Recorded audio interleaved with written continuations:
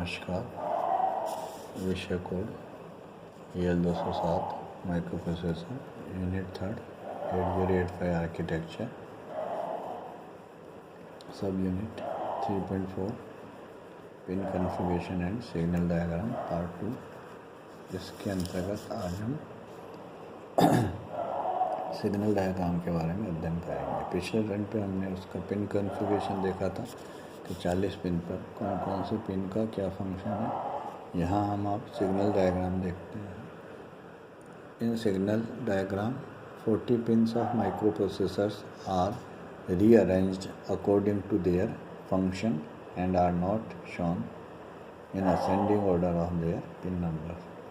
तो ये जो सिग्नल डायग्राम है इसके अंदर जो 40 पिन है उनको उनके फंक्शंस के अकॉर्डिंग बताया गया है कि इन 40 पिन में से कौन कौन से पिन किस ग्रुप में किस फंक्शन में पार्टिसिपेट करते हैं। तो इसमें पिन को नंबर्स को उनके असेंडिंग ऑर्डर में दिखाना ज़रूरी नहीं होता है, बल्कि एक ही तरह के सभी पिन्स को के ग्रुप को एक साथ दिखाया गया है ताकि वो सिमिलर फंक्शनल ग्रुप को शो करते हैं।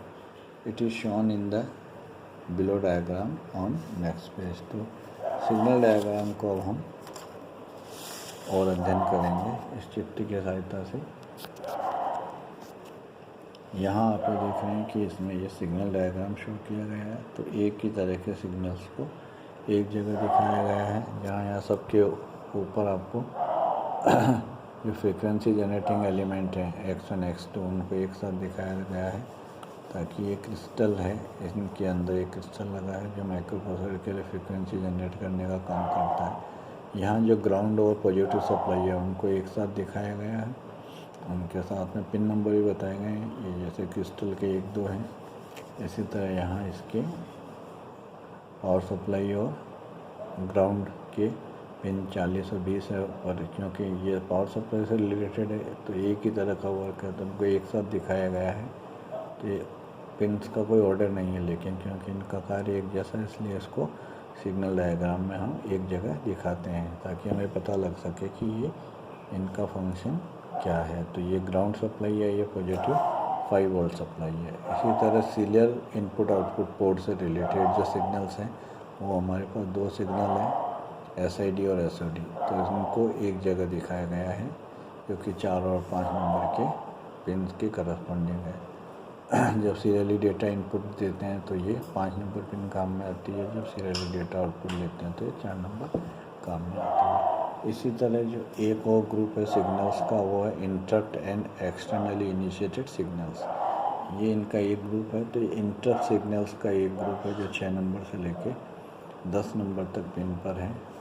ट्रेप RST 7.5 6.5 5.5 और इंटरप्ट। तो एक ही फंक्शन है तो इनको यहाँ एक जगह दिखाया गया है।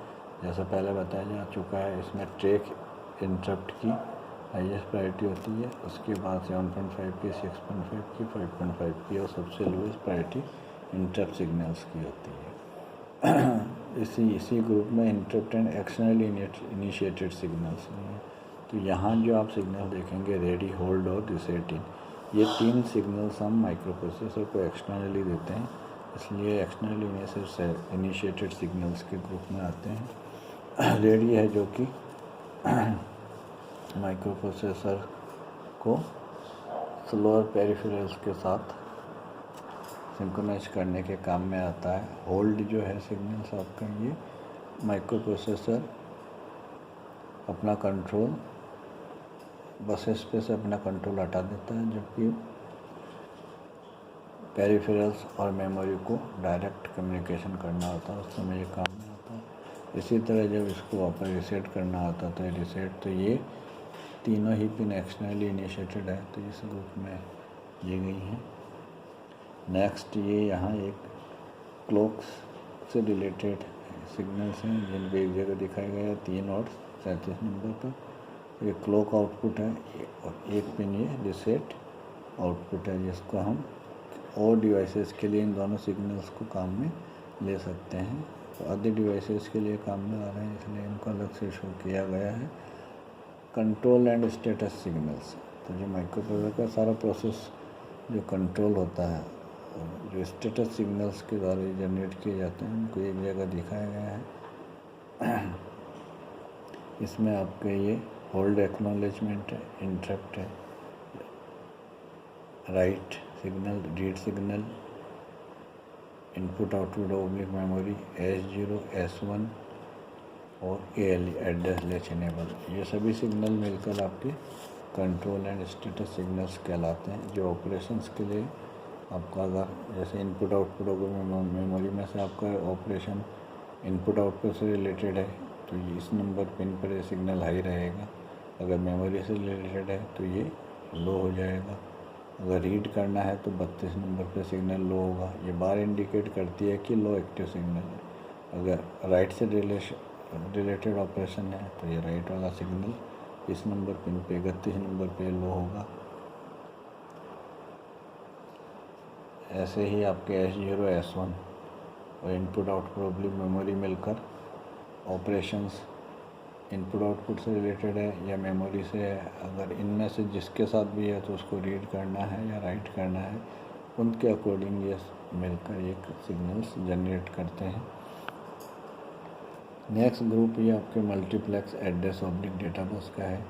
तो ये जो 8 बसेज हैं ये एड्रेस और डेटा दोनों के लिए काम में आती हैं। तो जब इसमें से एड्रेस इनिशियल में ये डेटा के लिए यूज में आती है, बाद में ये इनिशियली एड्रेस के लिए काम में ली जाती हैं, AD0 से लेके AD7।